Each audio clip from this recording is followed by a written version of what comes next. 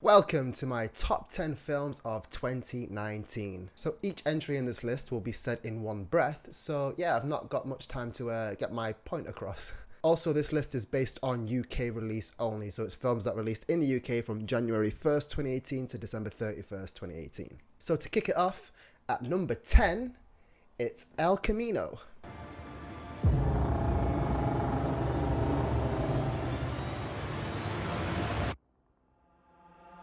Now, El Camino is a good, albeit not entirely necessary, continuation of the Breaking Bad series. However, it doesn't take away anything from the ending of Breaking Bad itself, so it's a really good watch if you're a fan of the show, and I recommend you finish it because it is essentially the true ending that is not too distracting from what you've seen.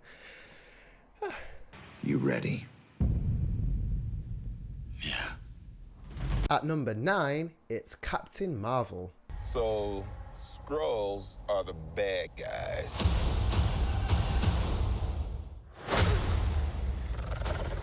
Now, Captain Marvel is a solid entry in the MCU with strong character beats, strong plot moments, a villain that is intriguing and not as you expect in the MCU, and overall it's a solid entry into the actual canon of the 22 films that came before, and it's worth watching and a very good origin film for a good character. I'm gonna end it. At number 8, it's Booksmart. We are not one-dimensional. We are smart and fun. Woo! Excuse me. Oh.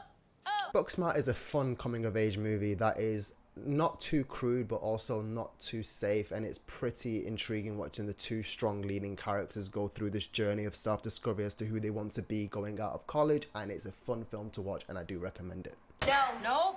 Not acceptable. This is not okay. Who allowed you to be this beautiful? Who allowed you to be this Who beautiful? allowed you to take my breath away? At number 7, it's Avengers Endgame. If you find this recording, don't feel bad about this. Part of the journey is the end. Now, albeit I don't consider this the strongest film in the MCU, I do think over time you come to appreciate the ending they've crafted itself, and it is a very worthy ending, and despite the middle bit being huge fan service, in my opinion a bit of a mess, the actual beginning and end bookmarks are super strong and make this film a very, very satisfying ending to the MCU saga, Infinity Saga. That one hurt.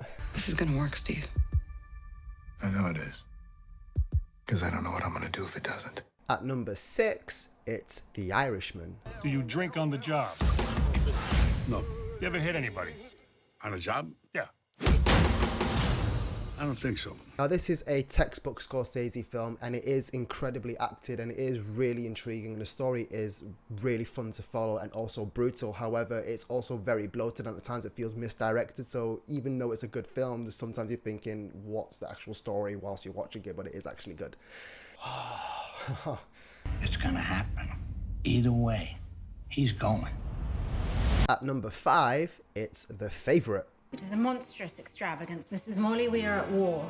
We won. Oh, it is not over. We must continue.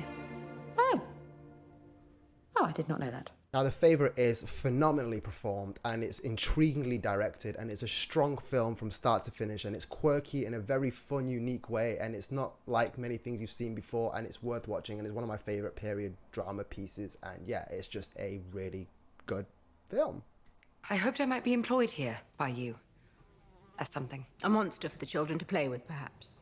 At number 4, it's Little Women. I'm working on a novel. It is a story of my life and my sister's. Make it short and spicy. And if the main character is a girl, make sure she's married by the end. Ow, Joe! Now, despite the overlapping timelines at times feeling intrusive, this film is so well crafted, so well performed. You care about every single character so deeply, and it's strangely feel good, even though it's really emotional and it's depressing at times, and you'll find yourself at the end really caring about everything you've seen and really rooting and disrooting for certain characters and decisions. Yep, Rib's gone. This is Meg, Amy, Beth, and Joe. At number 3, it's Knives Out. How was it? The party? Pre my dad's death? Oh, it was great. Knives Out is one of the most fun films of 2019, and it's such an unorthodox whodunit, and with such a watertight script that the entire thing from start to finish is so well paced, so well crafted, so enjoyable, so funny and charming that you'll just love the entire experience, and it's just worth every single minute of the film. Yeah, that was damn. Up your ass. Oh, very nice. Matter of fact, Oh my God. eat shit. How's that?